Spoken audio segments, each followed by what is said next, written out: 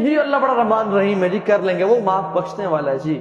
اس کا مطلب یہ نہیں کہ رحمان اور تم جو مرضی کرنا ہے کرو. وہ اس کی صفت ہے ہمیں قریب لانے کے لیے، مایوسی سے بچانے کے لیے.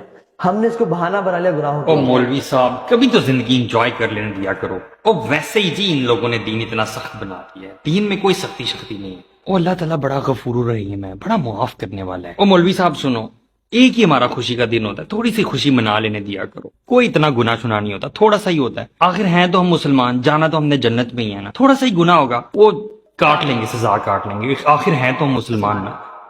تو my dear brothers and sisters, اس طرح کی باتیں ہمیں آئے روز سننے کو ملتی ہیں. جو بھی شخص ایسی باتیں کرتا ہے، بڑا کلیئر سائن ہے اس چیز کا کہ اس شخص کو اس چیز کی سیریسنس کا پتہ ہی نہیں ہے. حدیث میں آتا ہے کہ وہ شخص جس نے دنیا میں بہت زیادہ نعمتیں دیکھی ہوں گی اور بڑا لگزوریس لائف سٹائل اپنایا ہوگا، تو ایسے شخص کو اللہ تعالیٰ قیامت کے دن جہنم کی ایک گلمپس دکھائیں گے اور ایک غوطہ لگوائیں گے. اور جیسے ہی اس شخص کو جہنم سے باہر نکالیں گے تو وہ یہ کہے گا کہ میں نے تو اپنی ساری زندگی کوئی بلیسنگ، کوئی آرام، کوئی سکون دیکھا ہی نہیں. حدیث سے ہمیں یہ بھی پتہ چلتا ہے کہ بہت سارے لوگ جن کو ذلت اور رسوائی والا عذاب دیا جائے گا، ان کو جہنم میں منہ کے بل گرایا جائے گا.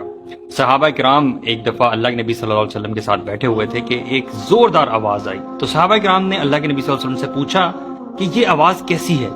اللہ کے نبی صلی اللہ علیہ وسلم نے یہ فرمایا کہ 70 سال پہلے ایک پتھر جہنم میں گرایا گیا تھا اور وہ اب جا کر جہنم کی تہ میں پہنچا ہے، تو یہ اس کے گرنے کی آواز ہے. جسٹ تھنک اباؤٹ، ایک دن کسی شخص کا ہوا میں معلق رہنا اور گرتے رہنا، اور پھر مہینوں گرتے رہنا، اور پھر سالوں، اور پھر 70 سال تک کسی شخص کا گرتے رہنا، اور تب کسی چیز کی تہ میں جا کر پہنچنا. اور جہنم کی تہ بھی ایگزیکٹلی وہی جگہ ہے جہاں پر وہ درخت جس کا ذکر قرآن میں بھی آتا ہے، جس کا نام زقوم ہے، وہ وہیں پہ اگتا ہے، وہیں پہ لگے گا اور یہ جہنمیوں کا کھانا ہوا کرے گا. تو جہنمیوں کو جب کبھی بھی بھوک لگا کرے گی تو ان کو کھانے میں یہ کانٹے دار درخت دیا جائے گا جو مجبوراً انہیں بھوک کی شدت کے باعث کھانا پڑے گا. اور جب وہ یہ کھائیں گے تو یہ کھانا ان کی آنتوں کو کاٹ ڈالے گا. اور جب کبھی بھی ان کو پیاس لگے گی تو ان کو بوائل واٹر نہیں، بوائل واٹر تو ہم لوگ لیتے ہیں، بوائلنگ واٹر دیا جائے گا، ابلتا ہوا پانی، جو کہ مجبوراً پیاس کی شدت کے باعث ان کو پینا پڑے گا. مائی بردرز اینڈ سسٹر، سوچنے کی بات یہ ہے کہ جو جہنم اتنی زیادہ وحشت ناک ہے اور اتنی زیادہ ٹیریفائنگ ہے،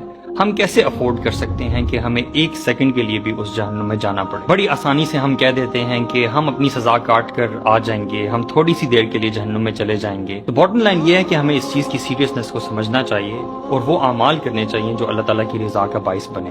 اللہ تعالیٰ ہم سب کو عمل کی توفیق دے اور اللہ تعالیٰ ہمیں جہنم کی آگ سے بچا لے. آمین.